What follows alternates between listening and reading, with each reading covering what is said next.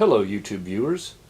Submitted for your approval is the Optimus model DCT-2000 digital compact cassette deck. It made its debut in the 1994 Radio Shack catalog for a retail price of $699.99. However, DCC was the answer to a question that no one asked, so by the beginning of 1996 they were being sold on clearance at fire sale prices. That's when I bought this particular unit. Here is the receipt. You can see the date right there, January 15, 96. One DCT-2000 DCC cassette, $149.97. Now, soon after I bought this unit, I bought a portable DCC player, Panasonic unit, and made tapes and carried it around and played them for, well, a couple of years. My use of the portable music player dropped off after a while, and I just quit using the Optimus deck. When I moved to my present location in September 2002, I never even took the Optimus deck out of the box until now. And as you'll see shortly, that's probably not a good idea. Included in the box was an instruction manual and a remote control.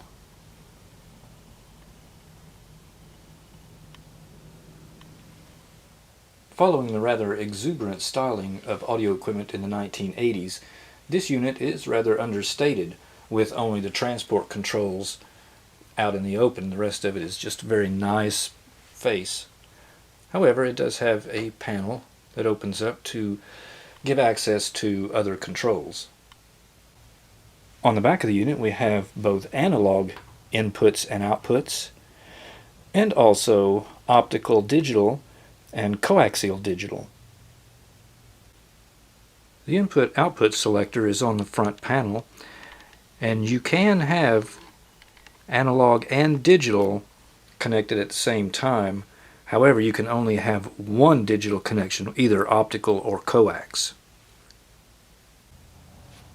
Also under the front panel are controls for the various ID markers that can be recorded onto a digital tape that will control tape reversing or skipping tracks and all other sorts of things, along with the counter display controls.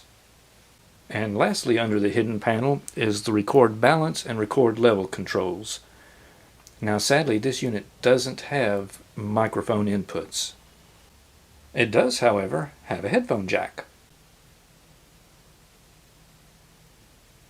On the inside, the main points of interest are the copious amounts of space, the linear power supply, the mechanical power switch for the power supply and linkage, the rather haphazard wiring,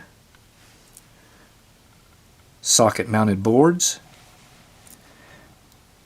and the fact that the boards are marked Tandy. There you can see it right over here. The other board is also marked. Of course, the main point of interest is the tape mechanism. Here we can see that very special tape head, the two pinch rollers and capstans. Tape loading is not really very interesting or special, but let's take a look at it anyway.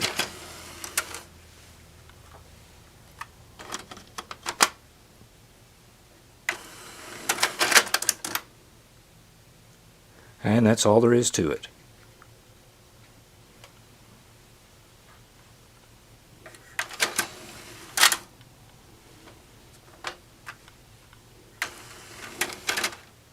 Another interesting feature is the rubber strips that are mounted on the side of the chassis. I suppose they're there to dampen resonances in the cabinet. Let's take a look at the digital compact cassette itself and look at its differences and similarities to the analog cassette. Digital cassettes came in a case. There are two different styles of case. There's the slide out style, like that, and the flip open style, much like the analog cassette. The cases are the same physical dimensions as an analog cassette so that they will fit in standard cassette storage boxes.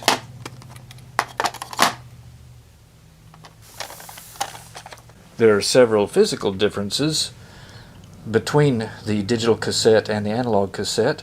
Most notably, the front is completely flat on the digital cassette because all players and recorders were auto-reverse, so there was no need to have holes all the way through. Also, there is a shutter that protects the tape and also locks the hubs when it's closed. For recording protection on the analog cassette, of course, you break the little tabs out to record lock a cassette. On the digital, it has a slider.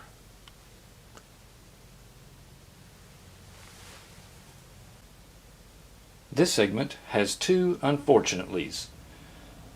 The first and most important being that during testing of the DCT-2000, the longer it was on, the more and more the audio dropped out when playing a digital cassette. Analog cassettes didn't play at all, but the transport still worked fine. Finally, after being on long enough, I got no audio whatsoever. However, after letting it sit and cool off for an hour or so, it would play again for a few minutes until the audio started dropping out and then quit entirely. The second, unfortunately, is that my camera does not have an audio input, so we're going to hear the audio through this rather tired Fisher Studio Standard receiver from sometime in the 80s, judging by the styling, being played through Radio Shack Minimus 7 speakers up on the wall, a pair of them.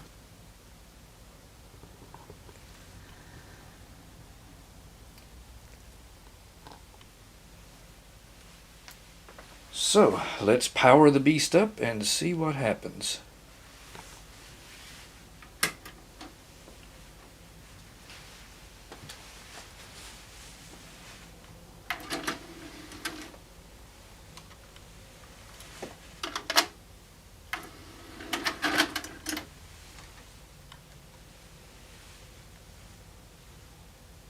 I'm going to be using the remote control for this.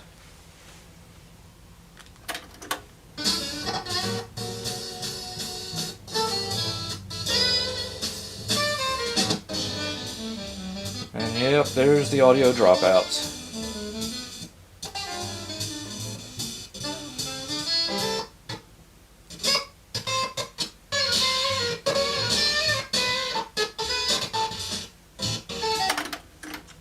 Well, that truly is horrendous. It looks like we're not going to get anything more out of it. It was a worthy attempt. So thanks for watching anyway, and see you next time.